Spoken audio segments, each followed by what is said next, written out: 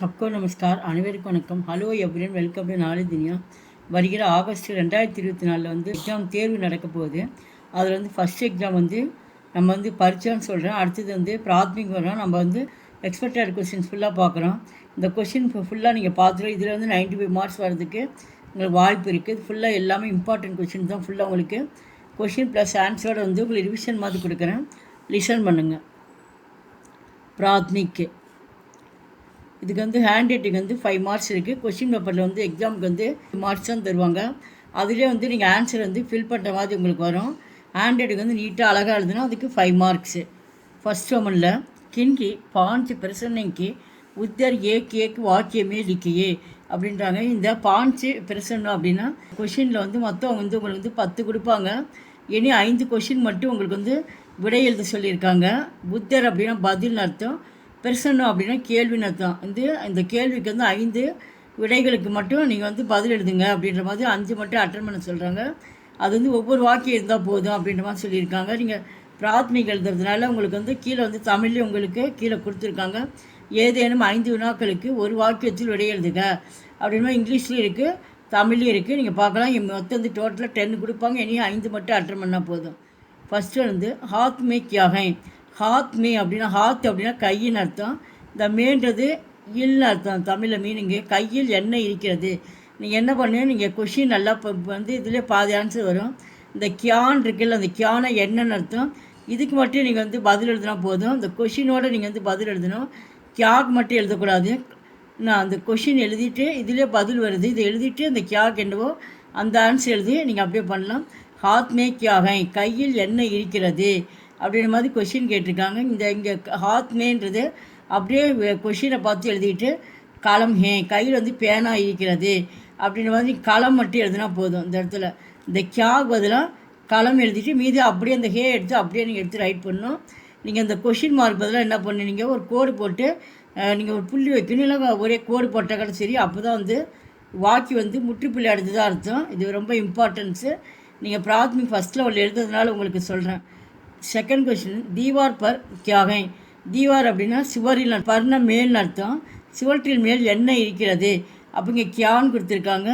தீவார் per இந்த கொஷின்லேயே இருந்து இருக்குது, அது வரைக்கும் அப்படியே எழுதிட்டு கடிகை. கடி அப்படின்னா கடிகாரம்னு அர்த்தம். சுவற்றின் மேல் கடிகாரம் இருக்கிறது அப்படின்ற மாதிரி இங்கே எழுதிட்டு இந்த கோடு கழிச்சிடணும்.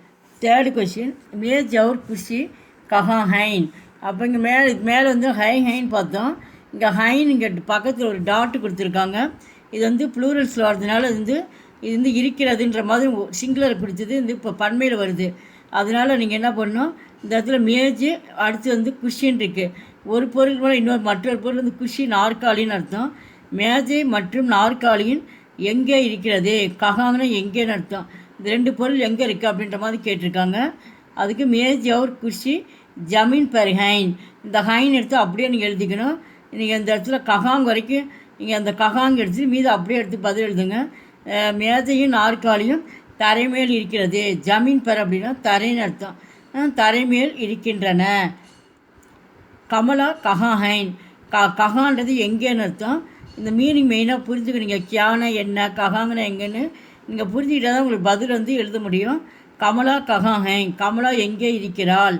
அப்போ கமலா மைதான் மே ஹை, கமலா மைதானத்தில் இருக்கிறாள் அப்படின்றது. இந்த ககாங் அதெல்லாம் மைதான்மே எழுதணும். மைதான்மேனா மைதானத்தில் அப்படின்ற மாதிரி. இது மைதான் மட்டும் எழுதக்கூடாது, பக்கத்தில் மேவும் நீங்கள் ரைட் பண்ணணும். நெக்ஸ்ட்டு குத்தா கஹா ஹே, நாய் எங்கே இருக்கிறது. இப்போ ஹேன்றது குத்தான்றது ஒரு ஒருமை குறிக்குது, ஒரு நாய் மட்டும் குறிக்கும். அதனால தான் இங்கே வந்து ஹே கொடுத்துருக்காங்க. அதுக்கு மாதிரி அந்த மேஜும் குஷியும் பார்த்தோம்னா அது பன்மைக்குனால ஹைன்னு கொடுத்துருக்காங்க. நீங்கள் அந்த ஹேக்கும் ஹைக்கும் டிஃப்ரெண்ட் வந்து நீங்கள் தெரிஞ்சிருக்கணும். குத்தா கஹாங்கை நாய் எங்கே இருக்கின்றன. குத்தா வகாங்கை, வகாங்கன்னா அங்கேன்னு அர்த்தம். நாய் அங்கே இருக்கிறது, இங்கே தூரமாக இருக்கிறதுக்கு நான் அங்கே. அப்போ இந்த கஹாங் பதிலாக வகாங் எழுதணும். இந்த காக் பதிலாக என்ன பண்ணுவீங்க, வான் எழுதிக்கிட்டு அப்படியே இந்த ஹாங் எடுத்து அப்படியே நீங்கள் ரைட் பண்ணிக்கலாம். 6th ஒன்று தும் கோன் ஹோ, நீ யாரே அப்படின்ற மாதிரி. கோன்னு வந்து ஹூ ஆர் யூ அப்படின்னு கேட்குறோம்ல, அந்த மாதிரி இங்கே ஹிந்தியில் கேட்டிருக்காங்க. தும் ஹோன் ஹோ, நீ யாரே அப்படின்னு சொல்லி கேட்டிருக்காங்க. மை லடுக்கா லடி ஹூ வந்து இந்த இடத்துல வந்து இங்கே தும் வந்தால் ஹோன் வரும். கொஷின் டைப்பில் வந்தால் பதிலில் வந்து நீங்கள் வந்து மைன் வந்து என்ன எழுது, நம்ம மைனை நான் அர்த்தம். ஹூ அப்படின்னா வந்து இருக்கின்றன. இந்த நேச்சில் மூக்கில் வந்து உச்சரிக்கணும். அப்படின்னு சொல்லணும். நீ யாருன்னு கேட்குறாங்க. மை லடுக்காகும். லடுக்கா லடுக்கான சிறுவன் அர்த்தம். நான் சிறுவனாக இருக்கிறேன் அப்படின்னு ஒரு பாய் சொல்கிறான். அது அந்த லடுக்கா விட்டுட்டு மை லடிக்குஹும் நான் சிறுமியாக இருக்கிறேன் அப்படின்னு கேள் சொல்லலாம். ஆப் கங்கை நீங்கள் யாரே. ஆப்புனா நீங்கள், தாங்கள் ஒரு ரெஸ்பெக்டாக சொல்கிறது, ஒரு பெரியவங்களை ஒரு மரியாதை நம்ம ரெஸ்பாண்ட் பண்ணி நம்ம பேசுகிறது. ஆப் கன்ஹை மை கோபால்ஹை அப்படின்றாங்க. மைன் வந்ததுனால என்ன பண்ணதுல கோபால், நான் கோபாலாக இருக்கிறேன். மை கோபால் ஹூம். எய்த்துலேருந்து கியா ஆப் வக்கீல் ஹைன். கியான என்னன்னு அர்த்தம்.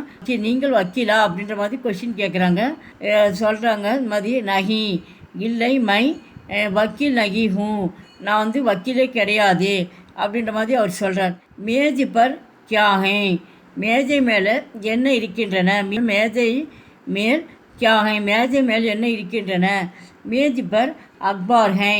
அப்போ இந்த கியாகுல என்ன எழுதுறீங்க நீங்கள் அக்பார். மேஜி பர் அப்படியே எழுதிட்டு மேஜை மேலே வந்து நியூஸ் பேப்பர் இருக்கின்றன. அக்பார்னு செய்தித்தாள், நியூஸ் பேப்பர் இருக்கின்றன.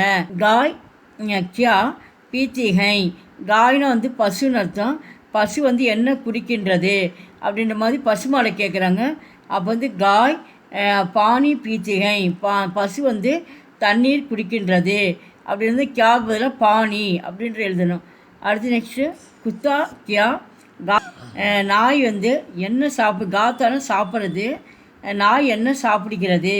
குத்தா பாத்து காத்தாகை பாத்துனா உணவுன்னு அர்த்தம். நாய் வந்து உணவு சாப்பிடுகிறது. இந்த கியாக்கு பதிலாக பாத் அப்படின்னு ரைட் பண்ணணும். விஜய் கியா காத்தாகை விஜய் வந்து என்ன சாப்பிடுகிறான் அப்படின்னு விஜய் கேட்குறாங்க. விஜய் சேப்பு ஜாத்தாகை சேப்புன்னு வந்து ஆப்பிள்னு அர்த்தம். விஜய் வந்து ஆப்பிள் சாப்பிடுகிறான் அப்படின்னு வந்து கியாகுல என்ன பண்ணுறோம், நம்ம ஷேப்புன்னு எது வேணாலும் நம்ம எழுதிக்கிறோம். இப்போ ஆம்னா மேங்கோன்னு எழுதிக்கலாம், அமிர்த் அப்படின்னா கோவான்னு எழுதலாம். நம்ம எந்த ஃப்ரூட்ஸ் வேணாலும் இங்கே நம்ம போட்டு எழுதிக்கலாம். நம்ம விஜய் வந்து ஆப்பிள் சாப்பிடுகிறான். ரவி அவுர் கரீம் ககாம் கேல்தே ஹைன் ரவி மற்றும் கரீம் வந்து எங்கே விளையாடுகின்றனர். ரவி அவுர் கரீம் மைதான் மே கேல்தே ஹைன். இப்போ இந்த ககாங் பதிலாக நீங்கள் என்ன பண்ணுனீங்க மைதான் மே அப்படின்ட்டு எழுதிட்டு மீது அப்படியே கொஷினில் இருக்குது, பதில் எடுத்து அப்படியே ரைட் பண்ணிடணும். லதா தும் யகாங் கியா கர்த்தி ஹோம். லதா தும்னா நீன்னு அர்த்தம். நீ யகாங்னா இங்கே இங்கே என்ன செய்து கொண்டிருக்கிறாய். மை யகாங் படுத்தி ஹூம் நான் இங்கே படித்து கொண்டிருக்கிறேன். அப்போ லதான் வந்ததுனால வந்து படுத்தி அப்படின்ற மாதிரி நம்ம கொண்டு வந்தோம். படுத்தி ஹூம். தினேஷ் ககாங் சே கலம் லாத்தா ஹை. அப்போ தினேஷ் எங்கே இருந்து பேனா வாங்கி வருகிறாய் அப்படின்றாங்க. தினேஷ் பாஜார் சே கலம் லாத்தா ஹை. அப்போ வந்து ககாங் பதிலாக அந்த இடத்துல வந்து பாஜார் சே தினேஷ் வந்து பஜார்லேருந்து கடையிலிருந்து பேனாவை கொண்டு வருகிறேன். லாதா அப்படின்னா கொண்டு வருகிறேன். வனஜா தும் ககாங் படித்தி ஹோ. வனஜா நீ ககாங் எங்கே எங்கே படித்து கொண்டிருக்கிறாய் அப்படின்னாங்க. மை காந்தி ஸ்கூல் மே படித்தி ஹோ. நீ எந்த ஸ்கூலில் படிக்கணும்னு சொல்லி வனஜா கேட்குறாங்க. அதுக்கு வனஜா சொல்கிறா மை காந்தி ஸ்கூலில் வந்து நான் படிச்சிட்ருக்கிறேன் அப்படின்றாங்க. இந்த ககாங் பதில் என்ன பண்ணுனீங்க காந்தி ஸ்கூல் காந்தி ஸ்கூல் மே அப்படின்ற மாதிரி நீங்கள் ரைட் பண்ணணும். சேகர் கர் கஹாं ஹே. சேகருடைய வீடு எங்கே இருக்கிறது. சேகர் கர் சகர் மே ஹை. இந்த கஹாங்னு வந்து எங்கே அர்த்தம். சேகருடைய வீடு வந்து நகரத்தில் இருக்கிறது. நகரம்னு வந்து சிட்டின்னு அர்த்தம். அப்போ ஷஹர் மே அப்படின்ட்டு எழுதிட்டு மீதி கொஷின் எடுத்துட்டு அந்த பதில் எடுத்து எழுதணும். அடுத்து சேகர் ஸ்கூல் கஹாं ஹே. சேகருடைய பள்ளி எங்கே இருக்கிறது. சேகர் ஸ்கூல் இந்திரா நகர் மே ஹை. சேகருடைய பள்ளி வந்து இந்திரா நகரில் இருக்கிறது.